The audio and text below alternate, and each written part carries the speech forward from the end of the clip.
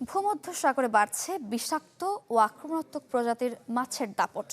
লিবিয়ার উপকূলে ছড়িয়ে পড়েছে প্রাণঘাতী পাফার ফিশ।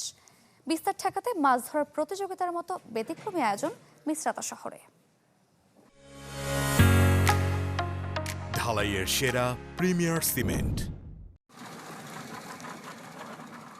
যত বেশি মাছ ধরা যায় ততই ভালো, এই লক্ষ্য নিয়ে লিবিয়ার মিসরাতা শহরে মাছ ধরার প্রতিযোগিতায় নেমেছেন জেলেরা। তবে নিছক বিনোদনের জন্য নয়, বিষাক্ত ও আক্রমণাত্মক লাগোসেফালাস স্কেলেরাটাস মাছের সংখ্যা কমাতেই এমন আয়োজন। এ পর্যন্ত প্রতিযোগিতায় ধরা পড়েছে 491টি মাছ। এসব মাছের ওজন প্রায় 335 কেজি। মাছ ধরার পর পৌরসভার নিরাপত্তা কর্মীদের তত্ত্বাবধানে নিয়ে যাওয়া হয় বর্জ্য অপসারণ কেন্দ্রে। সেখানে ধ্বংস করা হয় বিষাক্ত মাছগুলো। পাফারফিশ পরিবারের এই মাছ শুধু বিষাক্তই নয়, ভূমধ্যসাগরের সামুদ্রিক পরিবেশের জন্য বড় হুমকি। এর বিষ মানুষের জন্য হতে পারে প্রাণঘাতী, এমনকি এর বিস্তারে ভূমধ্যসাগরে অক্টোপাসের শিকার কমে যাওয়ার সম্পর্কের প্রমাণও পেয়েছেন গবেষকরা। সাম্প্রতিক বছরগুলোতে এই অঞ্চলে লাগোসেফালাস স্কেলেরাটাস মাছ অস্বাভাবিকভাবে বেড়েছে। এখনই ব্যবস্থা না নিলে সামুদ্রিক পরিবেশের উপর বড় ধরনের ক্ষতি হতে পারে।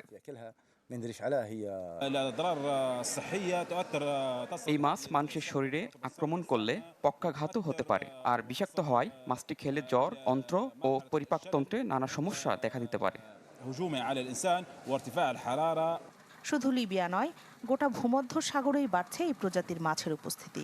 সাম্প্রতিক এক জরিপে দেখা গেছে প্রতি 2 সপ্তাহে গড়ে এর একটি নতুন প্রজাতি ভূমধ্যসাগরে প্রবেশ করছে।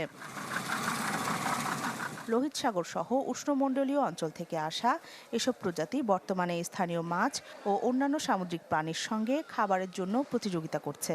এতে বদলে যাচ্ছে খাদ্য শৃঙ্খল, হুমকিতে পড়ছে মৎস্য সম্পদ। অঞ্চলটিতে বিদেশি প্রজাতির মাছের সংখ্যা 1000-এরও বেশি। লাগোসেফালাস মাছের আছে ধারালো দাঁত। এই দাঁত দিয়ে সহজেই শামুক ঝিনুকের শক্ত খোলস ভাঙতে পারে তারা, এমনকি ছিঁড়ে ফেলতে পারে মাছ ধরার জালও। বিপদ টের পেলে শরীর ফুলিয়ে আরও বড় হয়ে যাওয়া এই মাছের বিশেষ বৈশিষ্ট্য। বিদেশি এসব প্রজাতির বিস্তার নিয়ন্ত্রণ করা না গেলে ভবিষ্যতে ভূমধ্যসাগরের স্থানীয় মাছ ও মৎস্য সম্পদের ওপর আরও চাপ বাড়তে পারে, এমন সতর্কবার্তা দিচ্ছেন বিশেষজ্ঞরা। রাখি জেসমিন, চ্যানেল 24।